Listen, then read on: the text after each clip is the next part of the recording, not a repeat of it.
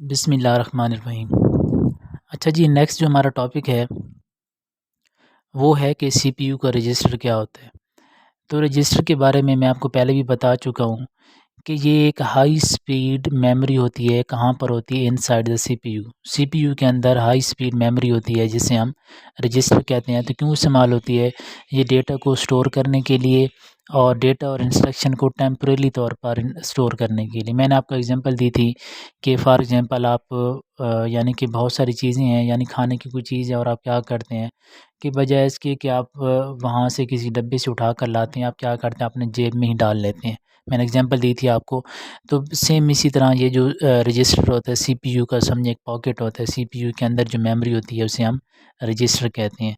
तो इसके अंदर जो डेटा स्टोर होता है वो कौन-सा होता है? वो होता है जो मेन मेमोरी के अंदर होता है, यानी चलाने के लिए, एग्ज़ीक्यूट करने के लिए। तो CPU contain a number of register. CPU के अंदर बहुत सारे रजिस्टर होते हैं। Each resistor has a pre defined function. Her register का अपना अलग से फंक्शन होता है। यानी किसी ने कोई कैलकुलेशन करनी है, किसी ने डेटा ट्रांसफ़र कराना है, किसी ने क्या काम करना है, इस तरीके से मुख्तलिफ़ किस्म के होते हैं। तो register size determine how much memory it can store. तो रजिस्टर के साइज़ से हमें पता चलता है कि ये कितनी इन्फॉर्मेशन अपने अंदर स्टोर कर सकते हैं। The size of register is in bytes. तो इसकी जो मेमोरी होती है वो बाइट के अंदर मापी जाती है। तो each byte can store 1 character of data. तो हम ये पहले पढ़ चुके हैं कि एक बाइट के अंदर कितने करैक्टर स्टोर होते हैं? 1 करैक्टर स्टोर होता है। तो रजिस्टर कैन, तो एक रजिस्टर जो होता है 1, 2, 4 और 8 बाइट का हो सकता है। Bigger register increase the performance of CPU. तो जिसका साइज़ ज़्यादा होगा तो ऑटोमेटिकली सीपीयू की जो परफॉर्मेंस है वो ज़्यादा होगी। तो ये थोड़ा-सा मैं आपको एक तस्वीर की मदद से दिखा देता हूँ कि ये किस तरीके से होता है। तो यहाँ पर आप देखें, तो ये आपको नज़र आ रहा है, ये सेंट्रल प्रोसेसिंग यूनिट है। सॉरी, ये एक दफ़ा इसको इरेज़ कर दूँ। तो ये देखें आप, जो आपको यहाँ पर ये देखें, ये हमारे पास सेंट्रल प्रोसेसिंग यूनिट है, ये वाला हिस्सा हमारे पास। ये क्या है? सीपीयू है। तो सीपीयू हम पढ़ चुके हैं कि इसके अंदर कंट्रोल यूनिट होता है, अरिथमेटिक यूनिट होता है और तीसरी चीज़ के अंदर रजिस्टर होते हैं। रजिस्टर कौन-कौन से हैं? यही चीज़ हमने आगे पढ़नी है। तो हर रजिस्टर का अपना क्या होता है? काम होता है। ये सीपीयू के अंदर मेमोरी के तौर पर काम करते हैं। तो वापस चलते हैं हम अपने उस पर, टॉपिक पर। तो ये आपने देख ली है, तो इसको इरेज़ कर देते हैं।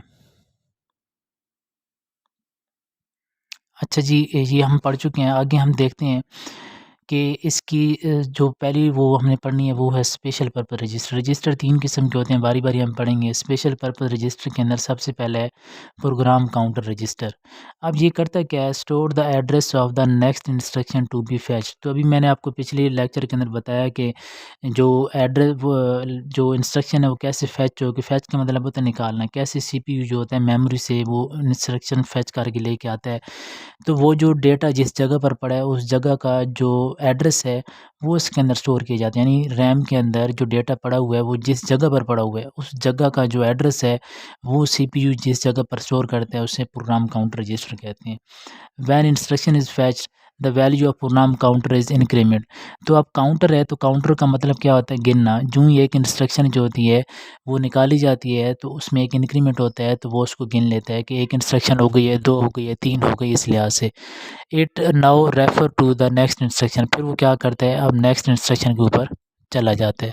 नेक्स्ट हमारे पास है इंस्ट्रक्शन रजिस्टर। तो ये क्या करता है हमारे पास?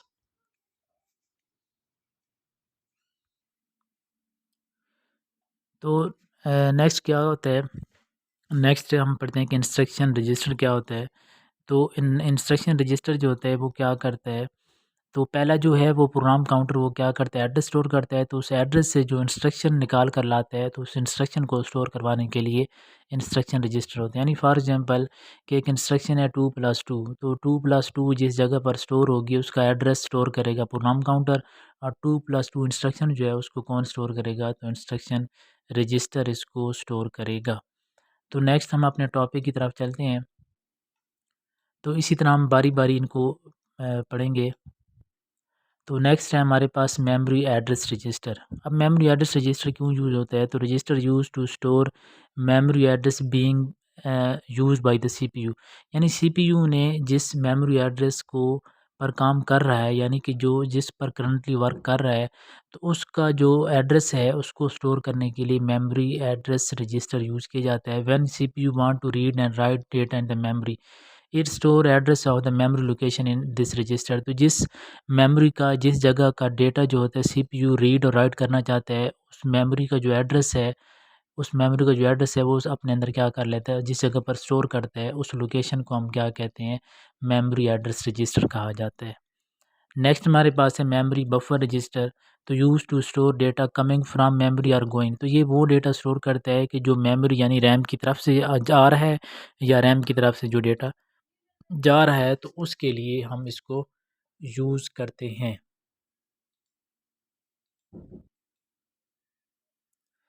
अच्छा, नेक्स्ट जो है वो हमने पढ़ना है जनरल पर्पस रजिस्टर। पहला हमने क्या पढ़ा था, स्पेशल पर्पस रजिस्टर, और अब हमने पढ़ना है जनरल पर्पस रजिस्टर। ये थोड़ी सी आसान है।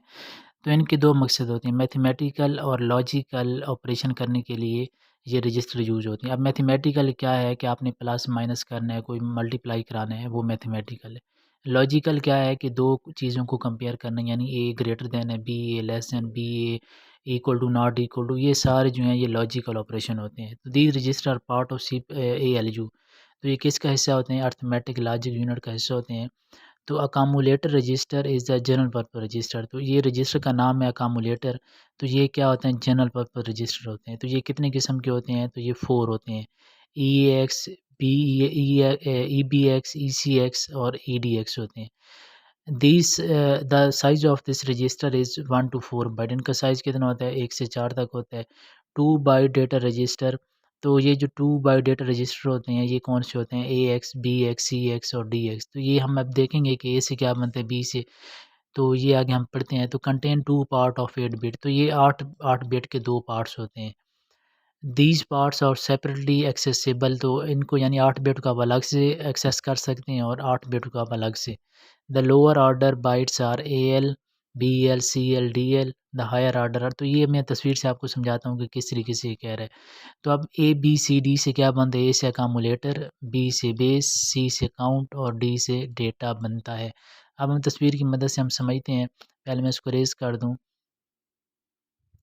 तो तस्वीर की मदद से मैं आपको बता देता हूँ कि इसका मतलब क्या होगा। तो ये देखें, ये तस्वीर हमारे पास पड़ी है, एक रजिस्टर है। अब सबसे पहला जो रजिस्टर है वो है ई ए एक्स रजिस्टर। ई का मतलब होता है एक्सटेंडेबल, यानी हमारा जो रजिस्टर है ए एक्स, वो यहाँ से लेकर यहाँ तक आ रहा है। ये यहाँ से यहाँ तक 8 बिट और यहाँ से यहाँ तक 8 बिट। तो ये टोटल कितने हो गए, 2 बाइट हो गए। अब यहाँ से, यानी यहाँ से लेकर यहाँ तक जो होगा ये अकामुलेटर हायर होगा, और यहाँ से लेकर यहाँ तक जो होगा अकामुलेटर लो। इसी तरह ये बी जो होगा बेस हायर और बेस लो। ये काउंट हायर काउंट लो, यहाँ पर डेटा हायर और डेटा लो होते हैं। अब यहाँ पर जब हम यहाँ से लेकर अब देखा जाए तो यहाँ पर टोटल कितने बिट बन रहे हैं, तो टोटल हमारे पास यहाँ पर 16 बिट जो हैं वो बन रहे हैं। तो जब हम इनको एक्सटेंड करते हैं, यहाँ तक लेकर आते हैं, तो ये यहाँ तक हमारे पास बन जाते हैं 32 बिट का क्या बन जाते हैं, एक रजिस्टर जो होते हैं वो बन जाते हैं। तो एक्सटेंड तब होगा जब हम यानी कि 16 से बढ़ाकर उसको 32 तक ले जाएंगे, तो वो एक्सटेंड हो जाएगा, वरना ये 8 बिट के हायर और लो के अंदर इनको डिवाइड किया जाता है। तो आज के लिए ये वाला टॉपिक इतना ही काफ़ी है। तो बाकी मज़ीद मैं आपको इंशाल्लाह आगे बता दूंगा कि आगे हमने क्या